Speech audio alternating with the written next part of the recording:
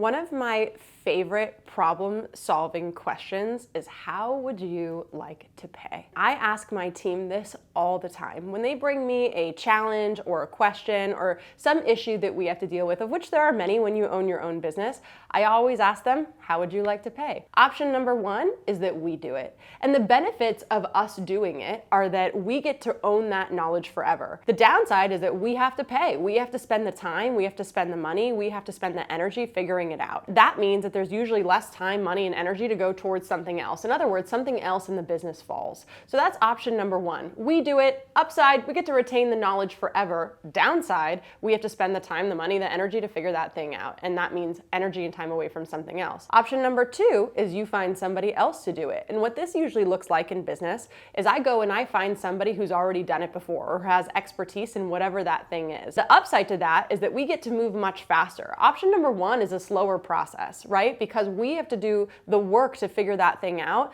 It's going to probably take us a little bit longer than it would if we hired someone who really knows what they're doing. So option number two is a faster process, but the downside to option number two is that we have to usually pay that person in order to get their expertise. And usually they're going to be more expensive the better that they are. So the faster we want to move, usually the more expensive it's going to be. And that means that we have less money to put towards other things. So when I'm talking to my team, that might mean we have less money to hire an additional person, or we have less money to go towards raises or bonuses, or we have less money to go toward whatever that additional system might be. Whatever it is, it's less money to spend on the business. Upside again, we get to go faster. So option number one is we do it. Option number two is we find somebody else with better expertise to do it.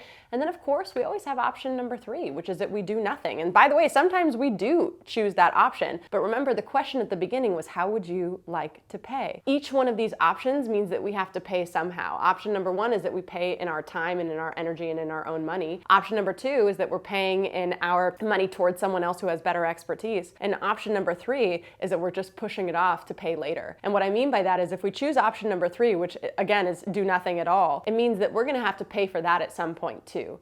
Because if you've watched our videos before, you know that we lean heavily into this idea of compound interest. And if we let a problem go too long, usually we're going to create compound interest around that problem. In other words, the problem that we have to solve is probably going to be bigger than the problem had we solved that problem right now. And so I always ask them, how would you like to pay? Option number one, two, or three. And once you make the decision, once you decide how you're going to pay, you need to run full speed ahead with whatever option you chose. And again, by the way, sometimes option number three is the right option. Sometimes it's not a problem that we need to solve now. And even if that problem does create compound interest, it's something that we'd be willing to deal with later. So when you're looking at a problem in your own life or in your own business or with your team, simply ask yourself, how would you like to pay?